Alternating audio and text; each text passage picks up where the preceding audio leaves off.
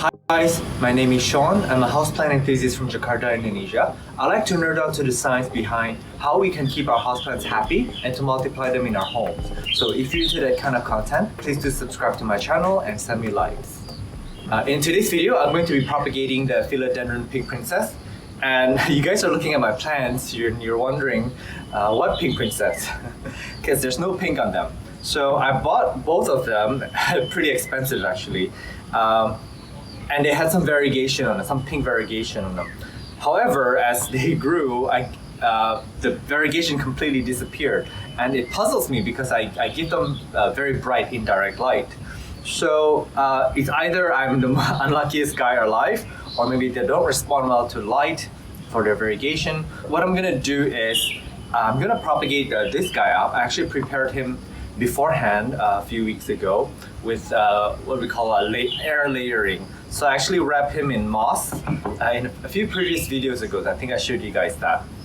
This is to encourage the aerial roots to start developing before I cut it up. So this will speed up the process and increase the success rate of any propagations. I can already see there are some aerial roots that has wrapped itself around the moss. So this will be pretty good, pretty easy propagation. So I'm going to go ahead and cut up the twine that I wrapped around the moss. And pardon my morning face and my morning voice. It's like, I don't know, 6:30 in the morning. This is the best time to film because it's the most quiet. You can only hear the birds. And in the afternoons, you know, there's trucks outside, there's construction workers, and sometimes they put on like local music. My dad's always on the phone yelling at people, so yeah.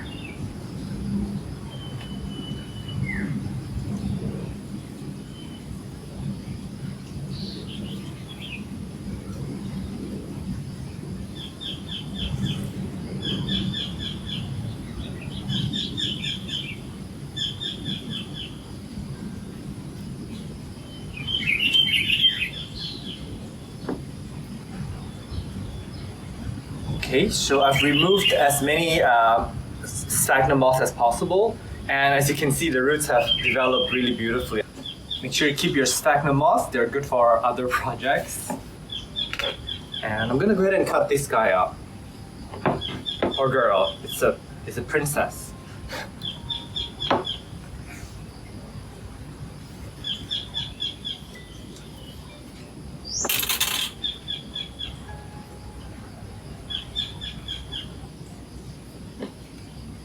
So what I'm going to do is I'm going to start cutting it from the very base. I'm going to leave this one node here.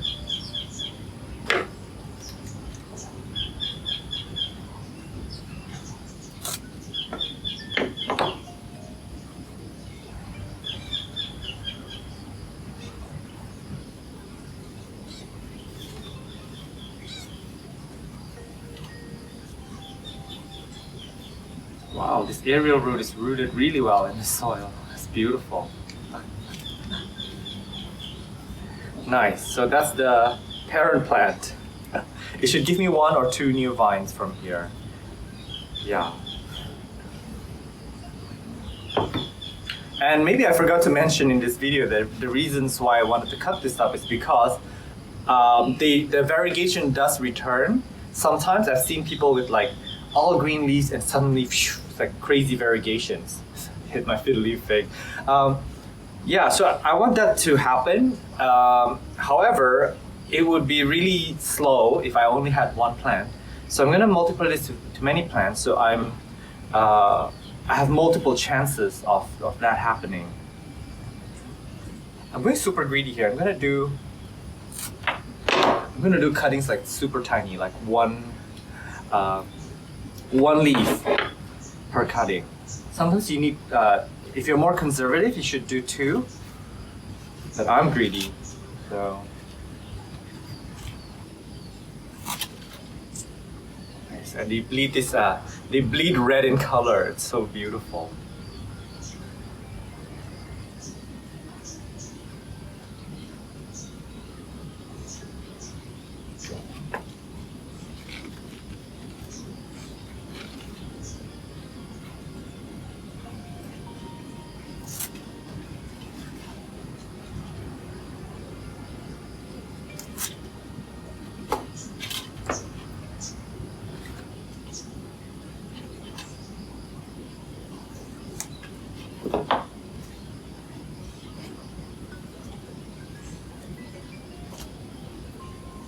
this top portion has such little roots. I don't even know if I'm gonna do it.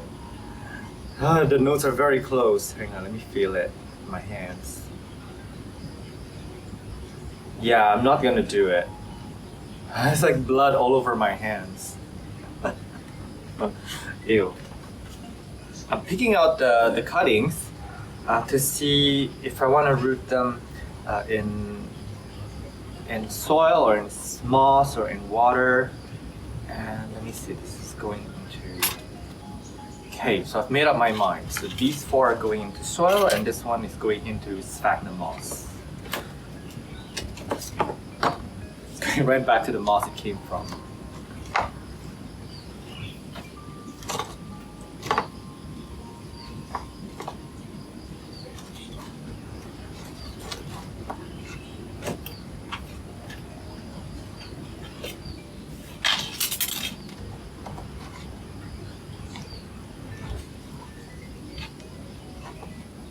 So with, if you have a tiny bit of root like this, the best way I find is to do it in water.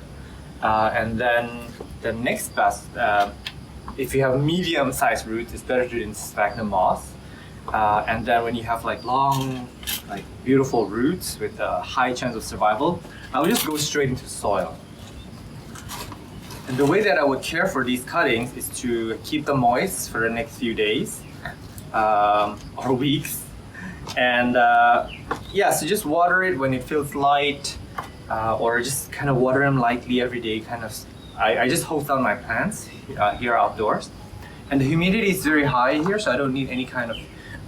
Thankfully, I don't need any kind of humidity contraption. We're I think 80 to 90% humidity, and we're approaching rainy season, so. I may not even have to water these at all. The rain will just take care of it for me. All right, so I'm all set, and I will give you an update in about, I don't know, 8 weeks. Yeah, so I'll see you then. Hang on, before I go, let me do a head count. 1, 2, 3, 4, 5, 6. So 6 cuttings and a main plant. So I'll see you then. So here's a 9 weeks update on the cuttings, and you guys are wondering what happened to everybody. Well, everybody died. They didn't make it. So you guys are probably unsubscribing right now. Don't leave me, come back. A lot of them in the black pots were actually left. Oh my god, sorry, I'm gonna show you my map. I'm super messy. I left them just lying around here where it gets pretty low light, and it was raining every single day. Everything rotted off, and I lost a lot of variegated monsteras as well. That way, I should have kept them indoors away from the rain, but yeah, that's just what happens. I got cocky and I got complacent and I lost all the cuttings, except for this one. This one actually survived and it's doing quite well. However, it still hasn't given me any pink yet. And this one is actually the top cutting that I propagated in water. And then once it rooted, I transferred it into this aeroid potting mix. It's doing really beautifully well. It's got new leaves, but still no pink. However, I'm happy to report that this is actually the parent plant. This is where the plant was cut off. Look at that. Bam! I finally got a variegated leaf. Finally, it's got really beautiful burgundy splashes on the leaves too. So I don't know what the new leaf is gonna look like. Hopefully more pink will be on the way. And I've got another pair of good news. Look at that. That's another branch. It's branching out. So I have 2 branches, or maybe even more, coming out of this plant. So yeah, I mean, I would definitely recommend for you guys to cut up the Pink Princess if you guys are not seeing any variegation, because you have so many more chances. Now I have 3 plants and 3 chances of getting pink variegations instead of just that 1 plant. And as you can see, each of these are growing new leaves, and I'm definitely going to propagate them again so I get more Pink Princesses and more chances to get pinks. And I need to keep doing that until I find a variant, or I guess luck should have it, that will give me a lot of pinks. I'm sure that will happen at some point, we just don't know when. So I've got to be patient and just got to keep cutting it up. And I just want to report to you that this is the other plant that kept giving me green leaves. It's given me one beautiful half moon pink leaves. And I remember when I bought this plant, it actually had a half moon leaf way in the base. It died off already. So this plant is probably going to put off many leaves, and then one of the leaves is going to be half moon. It's just going to be that kind of growth pattern.